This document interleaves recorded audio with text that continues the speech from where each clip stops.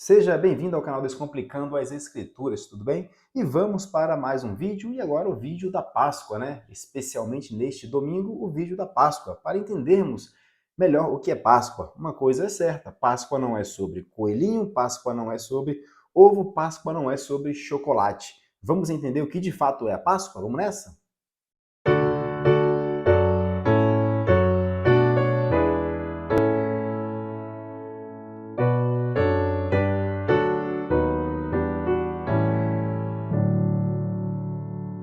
Pois bem, o que significa Páscoa? O que é Páscoa? Eu sei que talvez você já tenha assistido alguns vídeos falando sobre o que é Páscoa, né? Falando ali do povo de Deus no Antigo Testamento, quando eles saem da condição de escravo do Egito ali, e vão rumo a Canaã, e depois nós vemos no Novo Testamento a morte e a ressurreição de Cristo. Mas o que isso significa? Eu quero trazer aqui uma visão não diferente, mas eu quero tentar aprofundar, ainda que num vídeo curto sobre o significado da Páscoa, e eu quero pautar, eu quero sustentar essa minha explicação em dois pilares, que eu vou chamar, em dois versículos, na verdade, que eu vou chamar de dois pilares. Veja, a Bíblia diz assim, se o Filho do Homem vos libertar, verdadeiramente sereis livres. E o outro versículo diz assim, eu vim para que tenham vida e a tenham em abundância.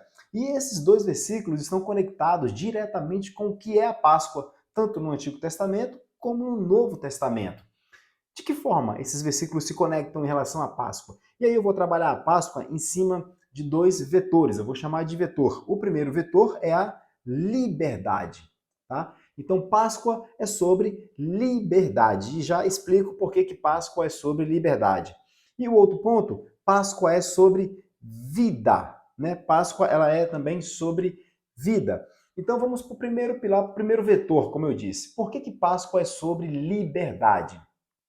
Eu li um texto aqui que diz que se o Filho do Homem vos libertar, verdadeiramente sereis livres. Vamos olhar agora para o cenário do Antigo Testamento. O povo de Deus estava na condição de escravo no Egito, né? Estava na condição de escravo. E Deus suscita um homem chamado Moisés, a história você já conhece, não preciso me delongar na história, e esse homem Deus usa para que então conduza o povo até a terra que Deus houvera prometido. Ou seja, Moisés vai ser aquele homem usado por Deus para tirar o povo da condição de escravo e trazê-los para a liberdade. Então agora você começa a entender por que Páscoa é primeiro sobre, ou melhor, é sobre liberdade, quando você sai da condição de escravo e entra na condição de livre. Então Páscoa é sobre isso. Então o texto diz, se o Filho do Homem vos libertar, verdadeiramente sereis livre. Deixa eu olhar aqui a referência, para que você possa aí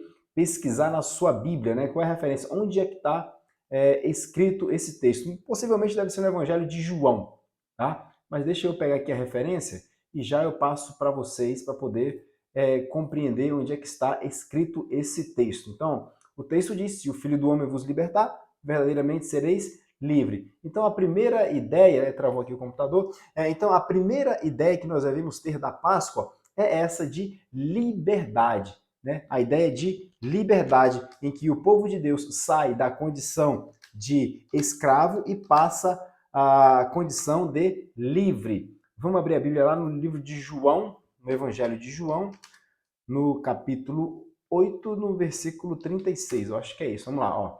Se, pois, o Filho vos libertar, verdadeiramente sereis livre, né? A ideia de liberdade. Se o Filho do Homem vos libertar, verdadeiramente sereis livre. A ideia aqui do ser livre, né? Verdadeiramente é ontos, a ideia do ser livre, né? Então, qual é essa ideia de você ser livre? Você sai da condição de escravo para a condição de liberdade. Lembra que nós estamos olhando para o Antigo Testamento, né? Porque tudo aquilo que acontece no Antigo Testamento é uma projeção do que vai acontecer no Novo Testamento, e a gente vai partir para o segundo vetor, o vetor que eu chamei de vida. Veja, quando Deus envia, e você conhece a história, as 10 pragas no Egito, a 10ª é o anjo da morte, em que esse anjo só não vai matar o primogênito daqueles que tiverem o sangue do cordeiro nos umbrais da porta. Ou seja, se tem sangue derramado, uma vida foi tirada. E para essa vida ser tirada, ela foi dada, o sangue foi derramado, e esse sangue derramado dá vida a outras pessoas. Então veja, o anjo da morte passa, não mata os primogênitos, e ele marca a saída do povo de Deus, da condição de escravo, rumo à liberdade.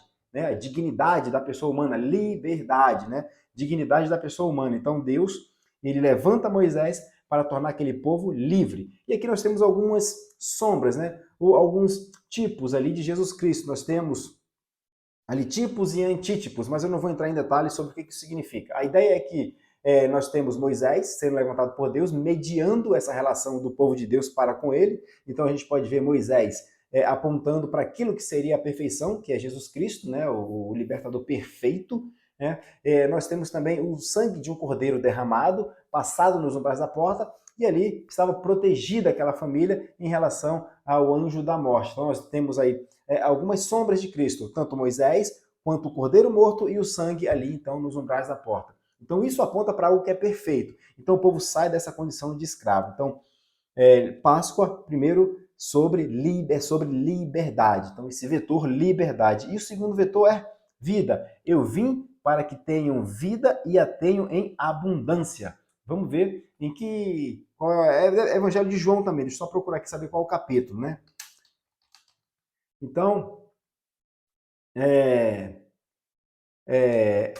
o primeiro vetor é que o povo sai da condição de escravo para a condição de livre. E agora Páscoa também é sobre sobre vida. Veja o que diz, olha, o ladrão vem, João 10:10. O ladrão vem somente para roubar, matar e destruir. Eu vim para que tenham vida e a tenham em abundância. Tenham vida em abundância. Eu já fiz um vídeo aqui no canal, você pode procurar explicando esse texto. O que é ter vida em abundância? É vida em obediência a Deus. Vamos lá, deixa eu explicar isso aqui. Então, quando eu digo que o segundo vetor da Páscoa é a vida, e quem dá vida é Jesus Cristo, nós percebemos que Cristo, quando está pregado na cruz, ele fala, Pai, está consumado. Ele diz isso. E eu tenho um vídeo também explicando esse texto, o que significa estar consumado. Você pode procurar aqui no canal. A ideia é de que nós estávamos numa condição de escravos e fomos para a condição de livre. Nós estávamos na condição de devedor de uma dívida impagável e essa dívida foi paga. E Jesus Cristo também, para poder fechar essa ideia do estar consumado, Jesus Cristo recebeu a missão do Pai e cumpriu essa missão do Pai e diz agora para o Pai, essa missão está cumprida. Então, quando Cristo morre na cruz, a ele foram imputados todos os nossos pecados. E quando a ele é imputado os nossos pecados, Deus descarrega a sua raiva, o seu ódio, a sua ira sobre o seu filho, de carne e osso, humano. Então ali são imputados a Cristo os nossos pecados, então Deus faz justiça nele, então ele morre. E se Cristo morre nessa condição de imputabilidade de pecado, né, numa substituição penal, nós também morremos com ele. Então, o nosso homem degenerado, o nosso homem caído, morre também com ele. E quando Cristo ressuscita de carne e osso, um homem regenerado também ressuscita. E é nesse sentido que ele veio para nos dar vida. E agora, por meio dele, nós obedecemos os mandamentos de Deus. E se nós obedecermos os mandamentos de Deus, nós temos o quê? Vida, porque toda a Bíblia você vai ver Deus falando, ó, obedece os meus estatutos e viverás.